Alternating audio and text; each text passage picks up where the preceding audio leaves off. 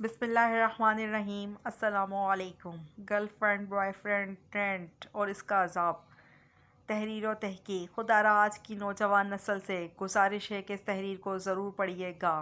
मुझे आपका कोई लाइक या कमेंट नहीं चाहिए, बल्कि इस तहरीर को ध्यान से पढ़ लीजिएगा। सही बुखारी की हदीस से शुरू करते हैं कि सही बुखारी में ज़िना के गुनाह का बयान एक चैप्टर है, जिसमें इंटरनेशनल नंबरिंग के मुताबिक 6809 नंबर हदीस है।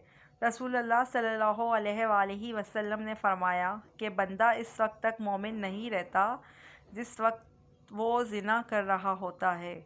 इस हदीस के बाद ज़िना के बारे में 2-3 बातें जो करना चाहता हूँ वो कुछ ये हैं। जब बंदा ज़िना कर रहा होता है तो इसका ईमान इसके जिस्म से निकलकर अलग हो जाता है। गोया जितना वक्त ज़िना में गुजारा वो वक्त कुफ्र की हालत में गुजर गया। ये मैं ख़ुद से नहीं कह रहा, अल्हम्दुलिल्लाह पूरा हवाला और मुकम्मल तौर पर समझबूझ के साथ शरीयत की नज़र से लिख रहा हूँ। अब ज़रा औरतें सोचें कि जब किसी गैर महरम ने इनके जिस्म को शहूद के साथ हाथ लगाया, वो सारा वक्त इनका कुफ्र में गुजरा। ये इतनी देर तक कुफ्र की हालत में रही हैं। अब कहने को तो मुसलमान बनी फिरती हैं, लेकिन कल को जब नामा एमाल खोला जाएगा तो यही लिखा होगा कि इतना वक्त कुफ्र की हालत में गुजारा। आप खुद सोचें कि ऐसा गुनाह जिसकी वजह से ईमान ही बंदे से गुम हो जाए। अल्लाह अकबर। सोचती हूँ तो रोंगटे खड़े हो जाते हैं कि महज चंद लम्हों की लज्जत के लिए अपनी आखिरत ही गंदी कर दी जाए। और अगर अल्लाह ना करे किसी को इस दौरान मौत ने आ पकड़ा तो मेरे भाई वो तो गया, कुफ्र में मर गया। अस्तगफिरुल्लाह। हाँ, अल्लाह ताला हमें ऐसे गुनाह से बचने की तौफीक अता फ़रमाए। आमीन सुम आमीन। ऐसा शख्स जो ज़िना करते करते बुढ़ापे की उम्र को पहुँच गया, तो हदीस पाक में आता है कल क़यामत के दिन अल्लाह रब्बुल इज़्ज़त इसे नहीं देखेंगे।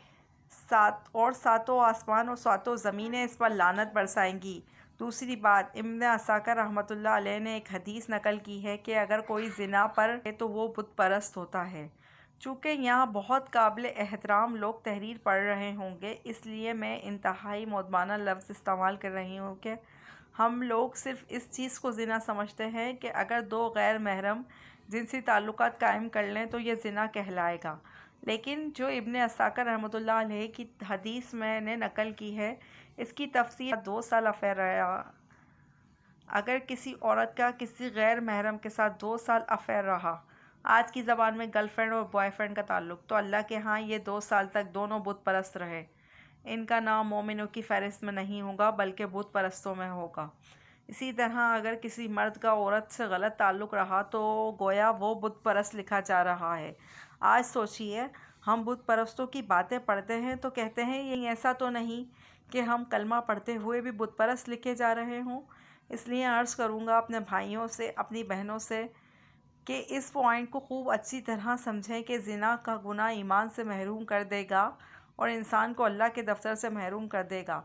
ये जो होता है ना कि किसी को मोहब्बत से चाहना, हर वक्त उसका ज़िक्र ज़बान पर रहना, तो फिर अल्लाह ताला बंदे का नाम ईमानदारों की लिस्ट से निकाल देते हैं कि जब मेरे बंदे ने अपना दीन ईमान ही इसे समझ लिया है जो इसके लिए कुछ रिश्ता ही नहीं, तो अल्लाह को क्या ज़रूरत है तुम्हें अपने शुमार में लिखने की।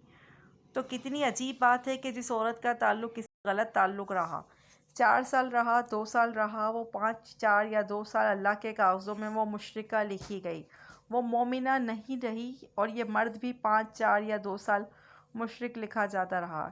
ये 5 साल के नामा एमाल में कुफ्र लिखवाते रहे। सोचिए ये कितना बड़ा गुनाह है। फिर इसकी सज़ा जो आखिरत में मिलेगी वो पढ़कर बंदा कांप जाता है। इनमें से एक सज़ा ये है कि जो ज़ानिया औरत होगी, बग़ैर तौबा के मर जाएगी, तो जहन्नुम में फ़रिश्ते इसको एक गार की तरफ ले जाएंगे। इस गार के अंदर धक्का देकर इसके मुंह पर चट्टान रख देंगे ताकि वो औरत नहीं निकल सके। इस गार के अंदर इतने बिच्छू होंगे कि वो इस तरह से इस औरत के जिस्म पर चिमटेंगे जैसे शहद की मक्खियाँ शहद के छत्ते पर होती हैं। और इतने बिच्छू एक वक्त में उसे डंग मारेंगे कि इसको तकलीफ़ होगी। और इस वक्त इससे आवाज़ आएगी, तूने वो गुनाह किया जिसकी वजह से तेरे जिस्म ने मज़े लिए थे। आज तेरे जिस्म के अंग अंग में जहर जाएगा और इस जिस्म को तकलीफ़ पहुँचाएगा। आप ज़रा सोचिए कि अकेला जिस्म, अकेला इंसान, एक गार, मुँह बंद, घुप अंधेरा, शहद की मक्खियों के छत्ते से ज़्यादा बिच्छू जिस्म पर चिमटे हुए होंगे, वो काटेंगे اور ایک وقت میں کاٹیں گے۔ میرے بھائی بہنوں، آج کی دنیا میں مکھی کاٹ لے تو ان سے آپ سے برداشت نہیں ہوتا۔ میری بہن، آج کی دنیا میں ایک چھپکلی کمرے میں آ جائے تو آپ ڈر جاتے ہو۔ اس منظر سے ڈرو جب کوئی آپ کا مدد کرنے والا نہیں ہوگا۔ محض دنیا کے چند لمحوں کی لذت کے لیے اپنے جسم کو ہمیشہ کی تکلیف سے بچائیں۔ چند لمحوں کی لذت کے لیے اللہ کی بارگاہ میں بندہ دھتکار دیا جائے۔ میرے بھائی، میرے بہن، اس سے بڑی حماقت اور بدبختی کیا ہوگی؟ میں آپ سے کہہ رہی ہوں کہ ساری رات آپ سے فون پر باتیں کرنے والے کو آپ سے کوئی ہمدردی نہیں ہے۔ وہ صرف آپ کے حسن کا، آپ کی ہوس کا بھوکا ہے۔ خدا را آپ چاہو تو اپنی بھی اور اس کی بھی آخرت کو سنوار سکتے ہو۔ بالفرض اگر اس سے محبت بھی ہے تو وہ جس نے تمہیں 70 ماؤں سے زیادہ پیار کیا، اس کی محبت کے سامنے تو اس شخص کی محبت آٹے میں نمک کا 1000واں حصہ بھی نہیں۔ اور اس کے برعکس اگر کوئی شادی شدہ ہو کر بھی اس گناہ میں مبتلا رہا تو بتائیے اس کے پاس کیا جواز ہوگا؟ کریم آقا علیہ السلام نے فرمایا، جب تمہاری نظر کسی غیر محرم پر پڑے تو فوراً نظر جھکا لو۔ اور علماء حدیث کے مفہوم میں لکھتے ہیں کہ جب تمہارا کسی عورت کی طرف دل مائل ہو تو اپنی بیوی کی طرف رجوع کرو کہ وہ بھی تمہارے لیے بنائی گئی ہے۔ ایک شخص اگر غیر شادی شدہ ہے تو میں سوچتی ہوں کہ وہ ہو سکتا ہے وہ کل قیامت کے دن کہہ سکے، یا اللہ، والدین نے شادی نہیں کی تھی، یا اللہ میرے اتنے وسائل نہیں بنائے تو نے۔ لیکن ایک شخص شادی شدہ ہونے کے باوجود اس گند میں پڑا ہوا ہوتا ہے تو اس سے تو گندا انسان اور کوئی نہیں ہو سکتا۔ لیکن ایک شخص شادی شدہ ہونے کے باوجود اس گند میں پڑا ہوا ہے تو اس سے تو گندا انسان اور کوئی نہیں ہو سکتا۔ اللہ تعالیٰ نے اسے بیوی جیسی نعمت سے نوازا، 2 3 بچے ہیں، اور یہ ہے کہ باہر گند پر بیٹھا ہوا اپنی زندگی تباہ کر رہا ہے۔ سچی توبہ بہت بڑی شے ہے۔ آج کے دن میں ایسے تمام گناہوں سے توبہ کر کے ہر بہن، بیٹی اور مرد مومن کی آخرت کو سنوارنے کی کوشش کیجیے۔ میں نے بہت پہلے ایک بات کہی تھی کہ اگر واقعی کوئی تمہارا اپنا ہے تو اس تعلق کی جانچ یہ ہے کہ اسے تمہاری آخرت کی کتنی فکر ہے۔ یقین جانیے یہ فطری امر ہے۔ بے شک آپ کی بیوی کو معلوم بھی نہ ہو یا آپ کے شوہر کو معلوم نہ بھی ہو کہ آپ کا کسی غیر محرم سے تعلق ہے۔ میں پورے وثوق سے کہتی ہوں واللہ آپ میاں بیوی کے رشتے میں برکت ختم ہو جائے گی۔ خود بخود بیتوکی باتوں پر جھگڑا، گھر میں ہر وقت چک لڑائی جھگڑا، بے برکتی، بے رونقی سی ہو جائے گی۔ اگر بالفرض پتہ چل گیا تو اس سے بڑی گندگی آپ کے لیے کیا ہو سکتی ہے؟ حدیث کے مفہوم میں ہے کہ جو لوگ فحش باتیں سنتے ہیں قیامت کے دن ان کے کانوں میں شیشہ پگھلا کر ڈالا جائے گا۔ تو یہ جو لوگ کہتے ہیں کہ ہم تو بس موبائل کی حد تک ہے، میرے بھائی یہ موبائل کی حد تک نہیں، بت پرستی اور کانوں میں شیشے ڈالنے کی حد تک کی بات ہے۔ آپ کیا سمجھتے ہیں فون پر آپ دین کی باتیں کر رہے ہوتے ہیں؟ بھلا یہ غیر محرم لڑکی کسی غیر محرم لڑکے سے رات کے 10 بجے سے 3 بجے تک کون سی خاص باتیں کر رہی ہوتی ہے جو دن کے اجالے میں نہیں ہوتی؟ یہاں بہت معزز لوگ تحریر پڑھ رہے ہوں گے، اس لیے میں نے محتاط الفاظوں میں بات کرنے کی کوشش کی ہے۔ اپنی اور دوسروں کی آخرت کی فکر کریں۔